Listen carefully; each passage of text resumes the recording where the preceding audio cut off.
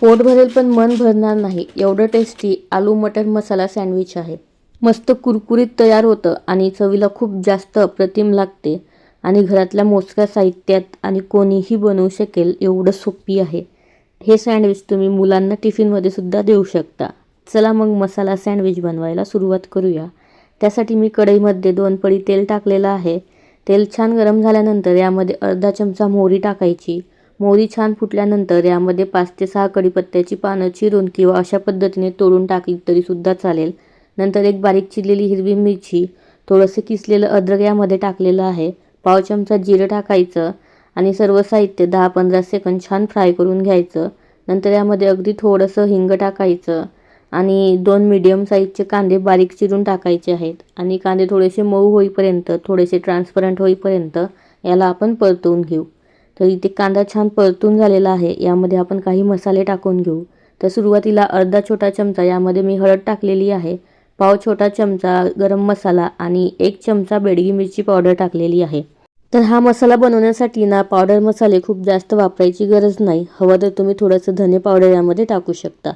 नंतर मसाला 10-15 second fry करून झाल्यानंतर यामध्ये उकडलेले बटाटे टाकायचे आहेत. तर इथे मध्यम आकाराचे मी 4 बटाटे उकडून घेतलेले आहेत. तर हे बटाटे यामध्ये टाकायचे आणि थोडेसे मसाल्याबरोबर एकत्र करून घ्यायचे. इथे आता बटाटा एकत्र करून झालेला आहे. आता यामध्ये चवीपुरतं मीठ टाकायचं. नंतर थोडीशी बारीक चिरलेली कोथिंबीर टाकायची आणि परत एकदा याला छान एकजीव करून घ्यायचं. यामध्ये ना बटाट्याचे मोठे मोठे तुकडे राहिलेले आहेत. तर आपण याला मॅशरनी मॅश करून घेऊ किंवा तुम्ही सुरुवातीलाच खाली मॅश करून घेतले ना बटाटे तरीसुद्धा चालेल. तर याला मी छान एकजीव करून घेतलेला आहे.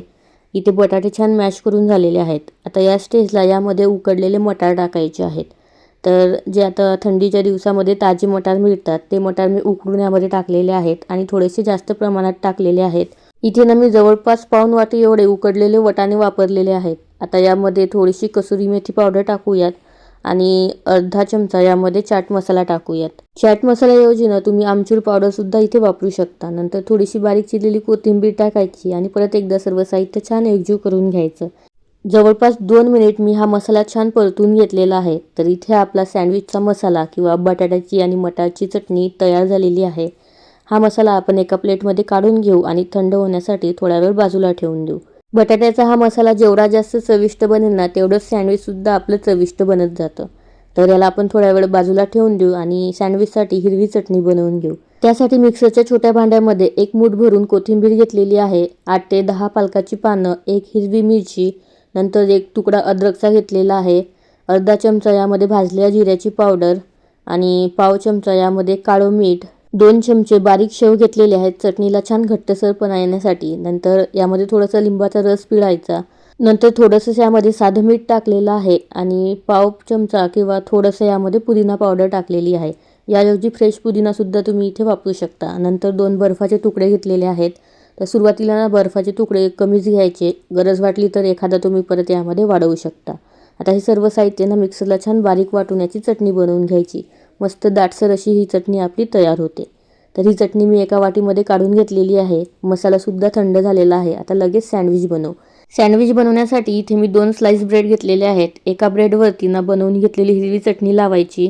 नंतर दुसऱ्या बाजूने तुमच्याकडे असेल तर चिंचेची चटणी लावू शकता किंवा टोमॅटो केचपसुद्धा तुम्ही लावू शकता. तर इथे मी टोमॅटो केचप लावून घेतलेला आहे. नंतर बटाटा आणि मटारचं जे आपण मसाला बनवून घेतलेला होता तो पूर्ण थंड झाल्यानंतर यावरती एका साईडला लावून घ्यायचा आहे.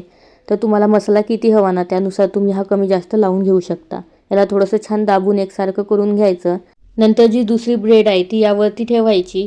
तर इथे आपलं सँडविच तयार आहे. आता आपण याला फक्त भाजून घेणार आहोत. तर इथे माझ्याकडे ग्रिलर आहे किंवा सँडविच मेकर याला म्हणू शकतो.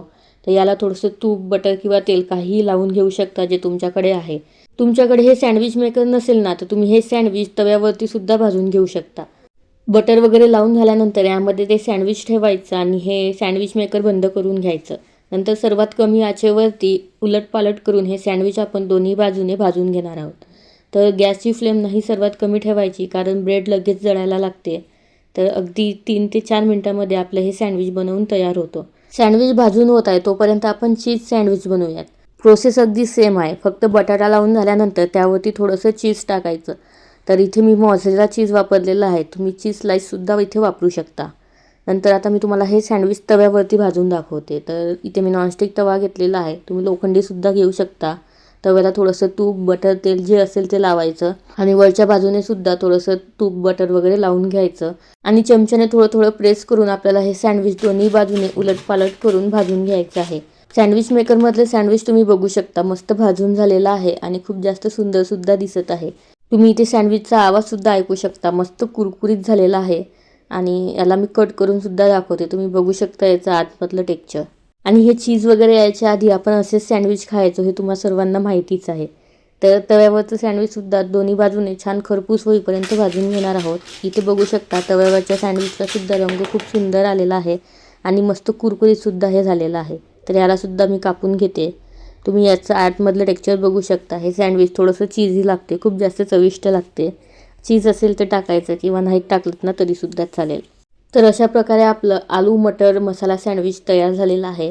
घरी करून बघा, कसं वाटलं हे मला कमेंट करून सांगा. आवडल्यास व्हिडिओला लाईक करा, जास्तीत जास्त शेअर करा आणि अजूनपर्यंत चॅनलला सबस्क्राईब केलेलं नसेल तर पटकन सबस्क्राईबसुद्धा करा.